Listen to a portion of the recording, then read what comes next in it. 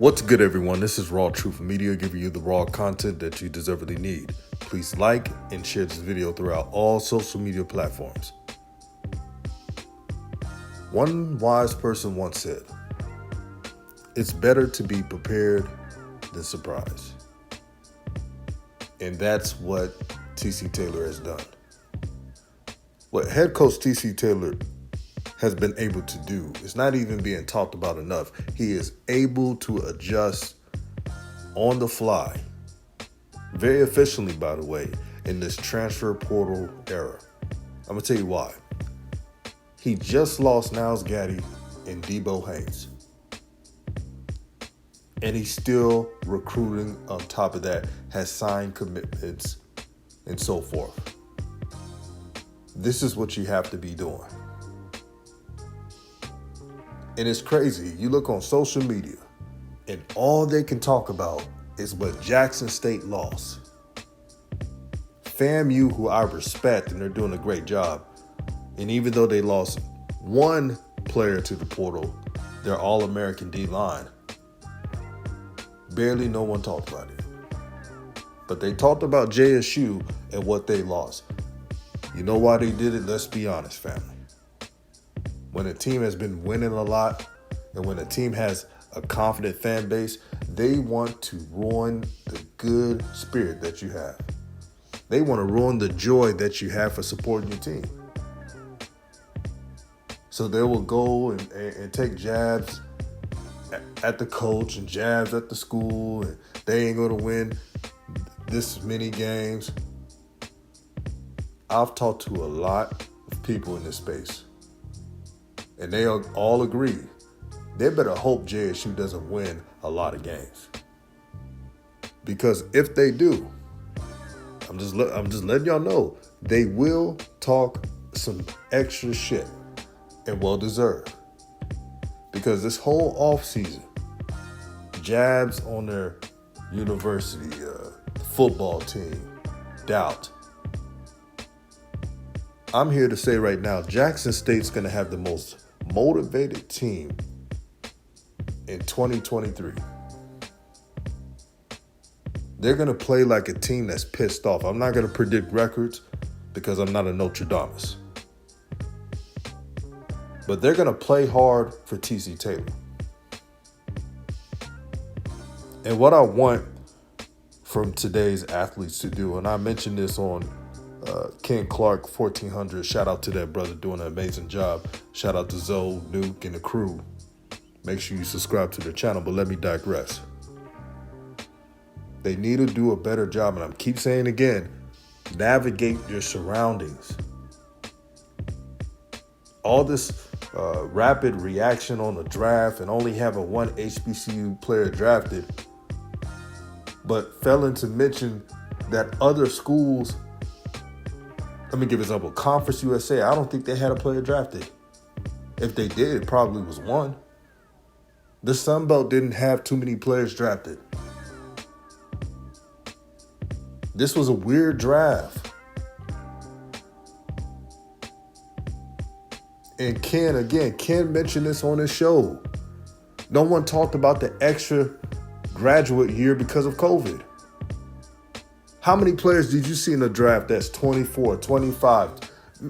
Man, there's a player right now, and I'm trying to remember the name, that's 26 going on 27. I kid you not. So it said a ripple effect. So the players that would have been drafted earlier years, the 2021 draft and the 22 draft, they played an extra year or extra years. And then decided to go on the 2023 draft. This is what's not being discussed. But they're not going to talk about it because they want to focus on JSU. When I see people on social media, JSU fans tweet out, Jackson State this, Jackson State that, it's kind of become obsessive a bit. I cannot hold you. It's pretty weird. But congratulations to Isaiah Bolden. Isaiah Bolden put up the numbers, meaning in the pro day, of course. Back-to-back All-American in kick return. Rome wasn't built in a day. Some of these athletes think that just because they had one good year, that they can all of a sudden have this seed of doubt that they can't make it. Instead of playing the next year at an HBCU and trying to become an All-American and trying to do it multiple times so you can have a resume. You can make it anywhere. It's just some places you got to put in the work. You may have to put up more numbers, but it is what it is. If you're a dog, then you're ready for the challenge. But I do believe that there will be more HBCU players drafted in the next draft. I truly feel that way.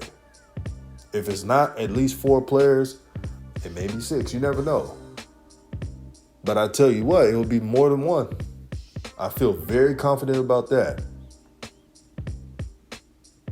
But this is not to,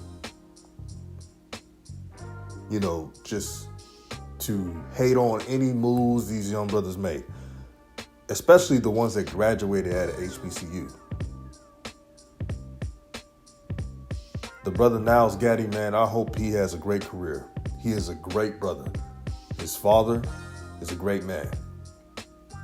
And trust me, what I've heard is that he did all he could to try to just talk with him about staying at an HBCU. But you know how it is with parenting. Once a kid makes up their mind, it's just part of adulthood. And you got to let that, Niles is not a kid right now, he's a grown man, but you get what I mean. Once a young man or woman make their decision in life, in general, then you know that saying, you got to leave the nest. That's what it is. Niles Gaddy made a decision that's best for him, but at least he graduated at a HBCU. Shout out to Shiloh Sanders. He graduated at Jackson State. And when I tell you he loves Jackson, he shows it on social media. It's real. He loves that university. He loves the people there. He's very thankful for what Jackson, Mississippi has done for his life. It's very authentic. You can see it when he talks about Jackson, Mississippi and Jackson State. But all I ask from today's athletes, take your time.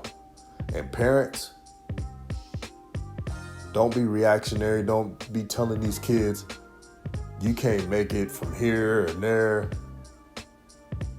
Because even if you transfer, that's not going to guarantee anything. There was multiple HBCU players that transferred to a FBS school last year. Started, competed, had solid years or a solid year. But only one, Tank Dell, was the one to get drafted. That should tell you something. It's not a guaranteed. This is RawTruth Media giving you the raw content that you deservedly need. Have a blessed day.